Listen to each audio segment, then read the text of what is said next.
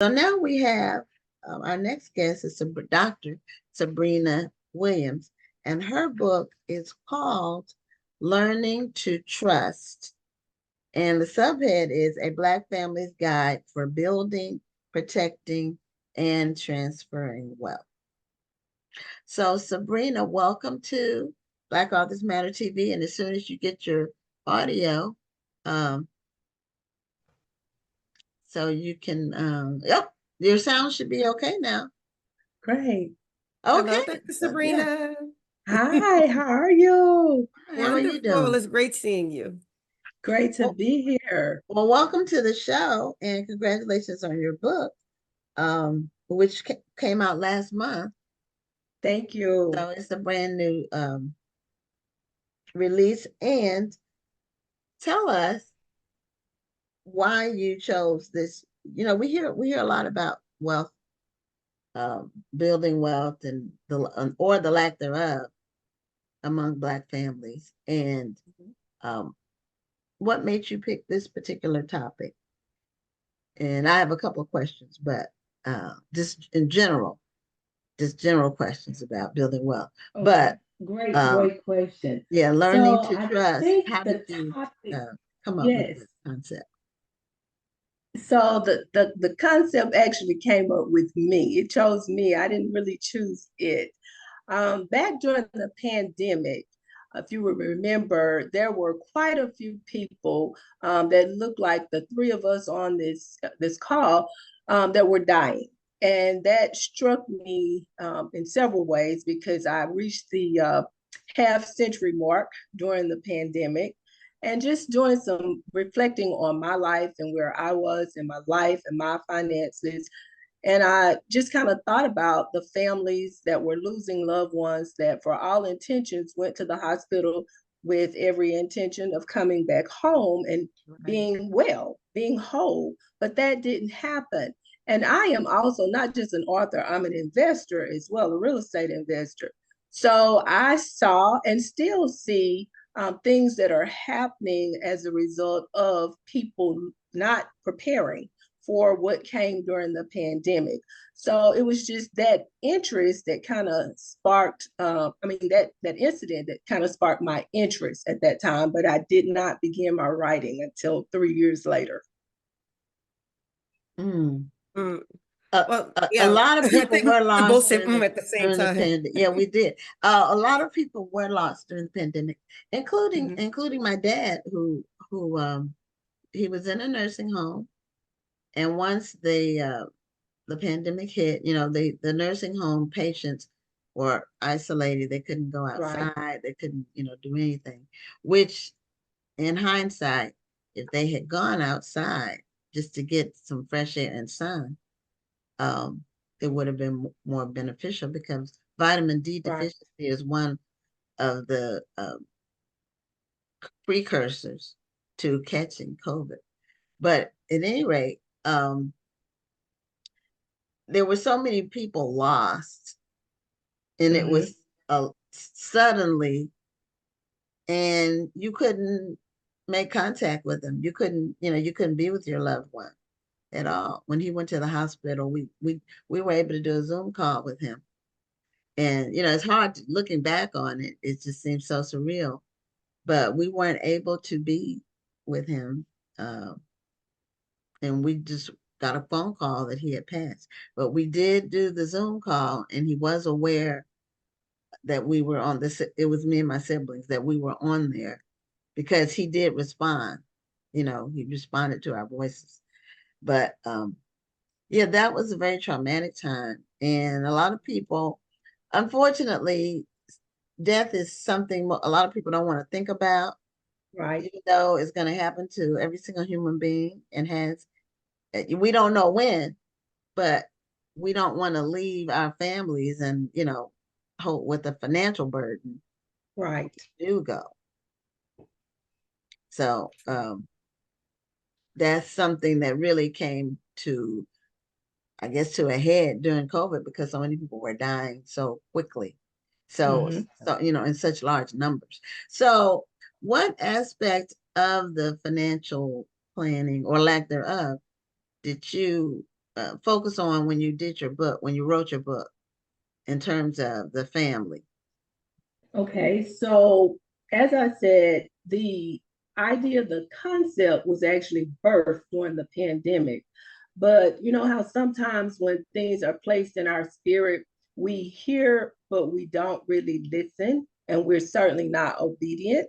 That's my story. So fast forward, life happened. I left my state and went to another state to help a friend on a project that was supposed to last 3 months, and it ended up lasting about a little over 2 years.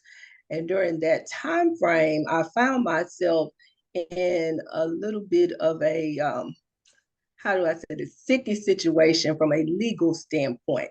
So when I started writing, I started my writing literally because of a quest that I had been on to find some protection for my assets. And so when I thought about it, it all links together. You know, when you talk about what was happening during the pandemic and the people that were dying, the people that did not have estate plans in place, if you look at what estate planning is, it addresses that, but it also addresses asset protection when you look at the whole. So asset protection and my search for it is where I started. And that's kind of where I start the book, but I cover so many different things. And really, when you talk about estate planning, it's not talked about in the African American community a lot of times because we don't know where to start the conversation. We don't know what we don't know. So for me, writing this book was my way of taking what I had learned and at least giving my community a starting point. So my goal is really to start a national conversation and to give families a place to start the conversation. Love that. I think a lot of times, especially people like me, I'm in a military family. Both my parents were in the military. I was in the military. My daughter benefits from that. So I think sometimes because because we're veterans, we're always going to be taken care of. I'm 100% disabled, so the government is taking care of me, but it's easy when we get into that comfort zone to forget that there are other people who Right, don't have those same benefits. right, And when they're sick, they can't run to the VA and get taken care of. There are some veterans who haven't been able to go to the VA and get taken care of. And so I think it's right. very important for us to read books like this so we can still plan. The other part of it is, if I were to die today or tomorrow, the government is going to bury me because I spent 23 years in the army. But what happens when my significant other passes and he can't benefit from that same thing? So Mm-hmm. we still have to estate plan. We can't stay in that comfort zone that we're going to be okay. Correct. And even with the state planning, what I want people to understand, because I've been told by many people, well, I don't have a lot of assets. I don't own my own home. I don't really own a car. I don't own any real estate. So my situation is different from yours, Sabrina.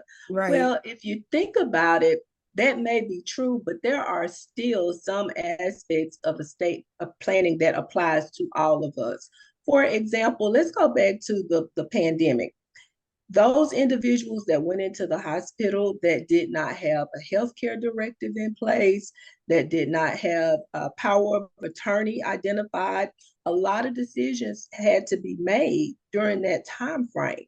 And when sickness doesn't discriminate, it doesn't just happen to wealthy people, middle class people. It can happen to anybody, and decisions will have to be made. So when people say, well, I'm not going to do my estate plan because I really don't have any assets, your body is an asset. And that's one of the most important assets that we have. And oftentimes we put our families in really tough situations. For example, and I think I use this example of something similar in the book. Let's just say if there was a person that was in a car accident and that person had multiple family members that had differing opinions about their care and what should happen. Okay, do you resuscitate or do you not resuscitate? What would that person have wanted? Everybody's left to guess what that person may want. when estate planning will make it plain and clear what a person's wishes are. You Do know, you well, find one, show your cover okay, of the book because you have, yeah. I see it behind you, but someone asked what was the title of the book, and so I answered them Yeah, in the chat. learning to Learning trust. to trust. Okay. I Learning like to trust. that because that trust is kind of a double entendre. We have to learn to trust Yeah, people, but at the same time, we need to make a and trust. We need trust. to Yeah, learn how to do that. That's yeah. Because true. do you find that a lot of young people think that, okay, I'm young, I have a long time to worry about that, and so they don't think about putting together their will or or putting things into trust. I mean, we found that even in the army where Mm-hmm. there were soldiers who were dying in Iraq and they Mm-hmm. never updated their The will. will. They never put anything into trust. And so Mm-hmm. now their spouse, who's now finds herself as a widow, is not taken care of because he forgot to Mm-hmm. put her into the Okay. will. Because yeah, he did his insurance, but it was always his mama. Mm-hmm. So I do talk about that in the book, the importance of updating our plans Yes. because life happens, situations Mhm. change. But I want to go back to something you said. With young people, I think it is essential if we are to pass on generational wealth to our heirs that we begin teaching them as early as possible. So for me, at uh, half a century plus, to learn a seasoned seasoned Stop that. writer. Okay, but for me, I'm learning different things as it relates to a trust. I have not always operated through trust. So I'm having to relearn how I have handled my finances. Now, if you take a young person and you start them out handling things a certain way, you don't have to unlearn and relearn Right. things. And so that's the challenge I face. So to answer your question, I think the earlier these concepts are introduced to our family members, the better. Because again, what happens if they become a successor at a young age? Think about how many times a mother loses her life and the 17-year-old or the 18-year-old has to step up and is now the man of the house or the lady Yes. of the house. So if those concepts are taught to our children when they are younger, the earlier we start, the better. So they know how to get in there and just take over, you know? That is, it is important. I have another question for you. Mm-hmm. Well, I have one's a statement, the other's a question. A lot of Okay. people think of estate planning, they think of rich people. They think you have to Exactly. be rich to They think need of an estate actual planning. estate, right? Yeah, Mm-hmm. right. You know, like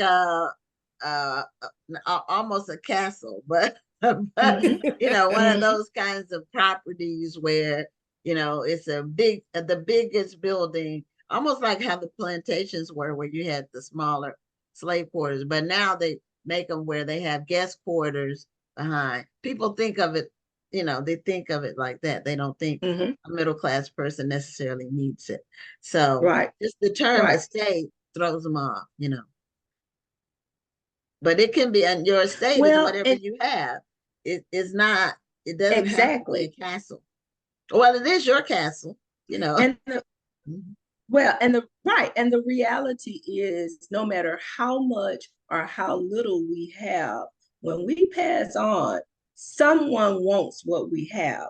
I'll take, for Right. example, in my family, my grandparents on both sides, maternal and paternal, neither one of them were really educated people, but the little bit that they did have, they were able to pass on, but the way they passed it on to us created issues for us. And I do talk about that Mm, in the book as well. You think about the number of families right now that are struggling with heirs property and not knowing how to handle the division of heirs property, are fighting over, well, who gets the property because it was left as heirs property. But the reality is our foreparents did the best that they could with the knowledge that they had. And so when we learn, and as we learn, we are building on that foundation that they left for us. So we can now teach our children to do things differently. So when we talk about, not having a lot, as I say, I go back to the pandemic.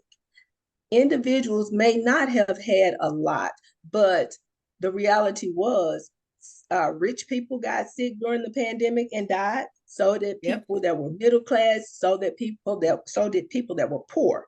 So the idea that you have to have a lot is very misleading. There are just some things that we need to do to put ourselves in a position to transition from this world and to do it in such a way that our families are not left struggling.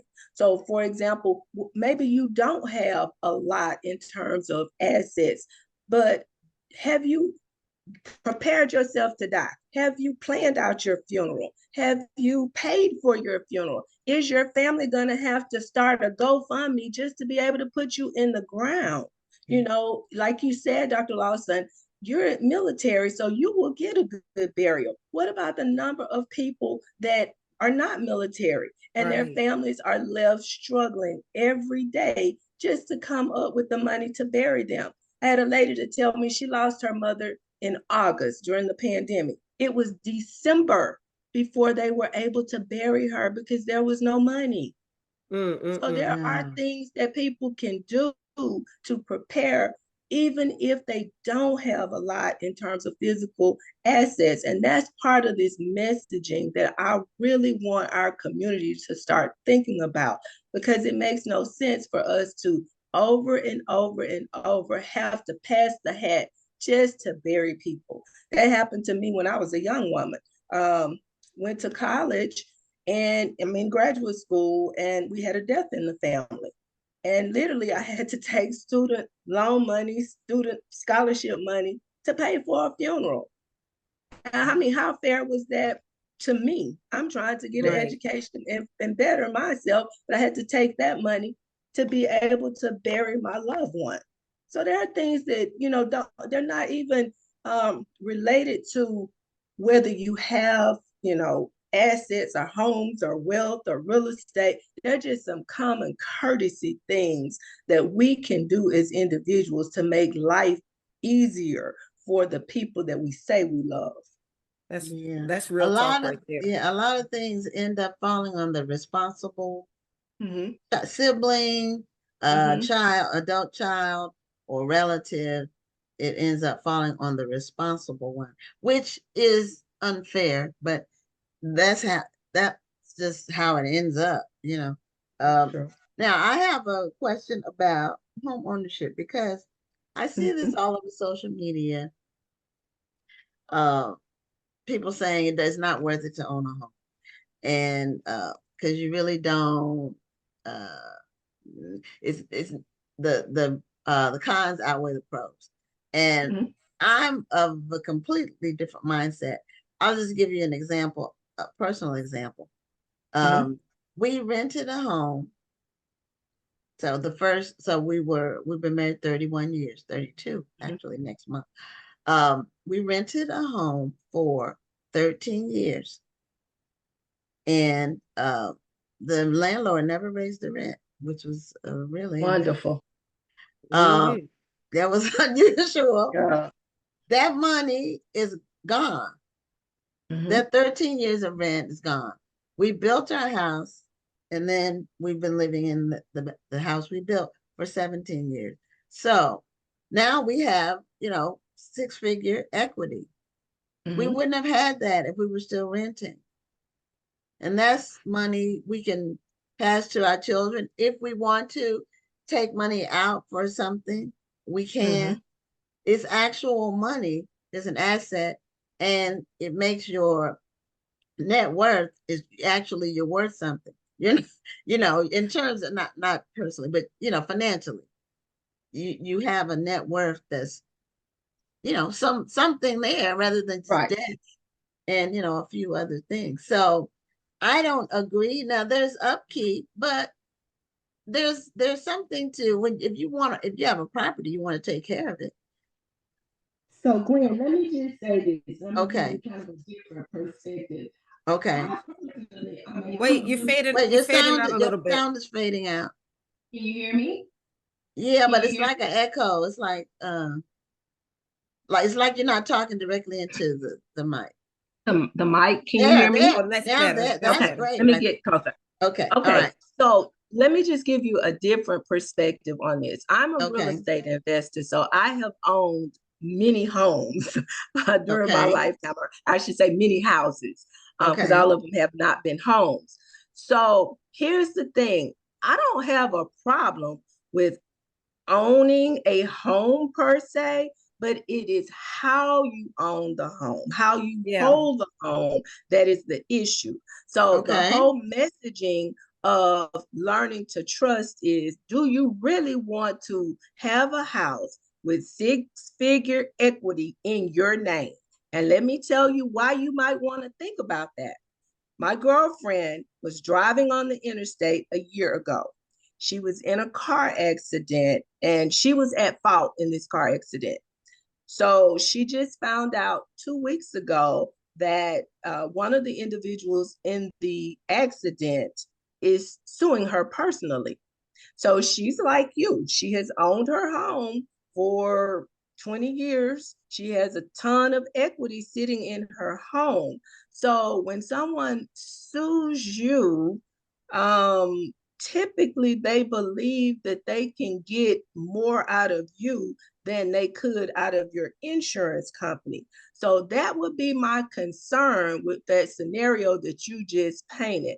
I own my home. We have six-figure equity in the home. So what happens if you're that person that's driving on the interstate and you're minding your own business and all of a sudden you gotta swerve to keep from having an accident, but you cause an accident and now people are coming after you personally.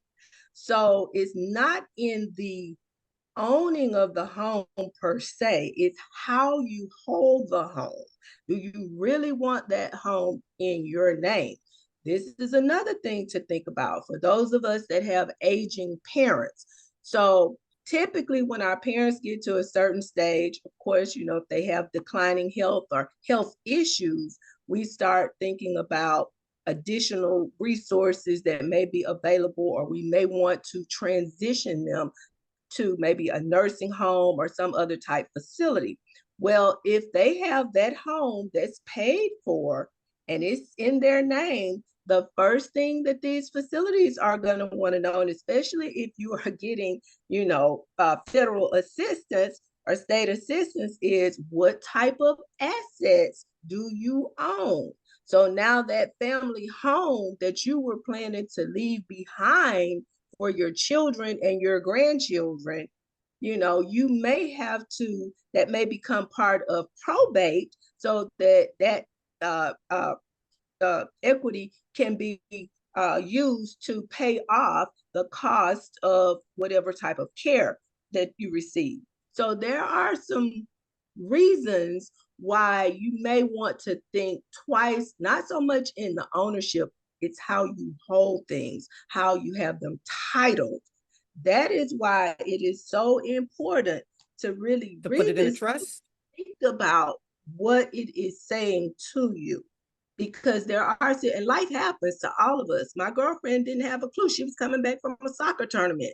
She was headed home. She had no clue that she would be involved in a car accident. And then a year later, she's getting a summons saying she's been sued. Yeah, So just I really see those kinds of things though more as spooks. I mean, there's no way you could plan for that. But I do hear what you're saying about the um as parents age, because we went through mm-hmm, that as mm-hmm, siblings. Our dad, our mother passed, years before, but our dad, got old. He couldn't really live on his own. And then so when you have to put them in a nursing facility, they are very expensive. And right. so, I mean, extremely. And if you're going to put them in a nice one, and I don't mean like Mm-hmm, like wealthy. I just mean not Nice. the low end. You know what Right. I mean? Where they don't have Right. to You worry. don't want your parents in a hovel. You know, you don't want Right. somewhere where they're going to be getting bed bugs and sores and all kinds of stuff. So anyway, I do hear what you're saying. I still think on balance, because you have to do things on balance. Owning is better than renting, but I do hear you about how you hold the property. Hold it. Right. I have one Right. quick question. We only have 4 minutes Yes. left. I Yes. want to know what you think about reverse mortgages, because to me, a reverse mortgage means the children don't get the home. So I'm not really in a position to speak on reverse mortgages because I've never really looked at reverse mortgages. So it would be kind of unfair for me to comment on that because I've Okay, just and never, I yeah, respect that. yeah, I respect yeah, that. I've never really looked Everybody at, I yeah. know, and again, we have personal experience with my dad got a reverse mortgage. Everybody I know that I've talked to that got a reverse mortgage, the home was taken by the bank. The home was Hmm. no longer with the children. And I've talked to several people whose parents, and people do things for a reason because they want to maintain a certain lifestyle. They make Hmm. a reverse mortgage sound, easy. And then they Appealing. tell you still own the home. Well, technically you do, but Hmm.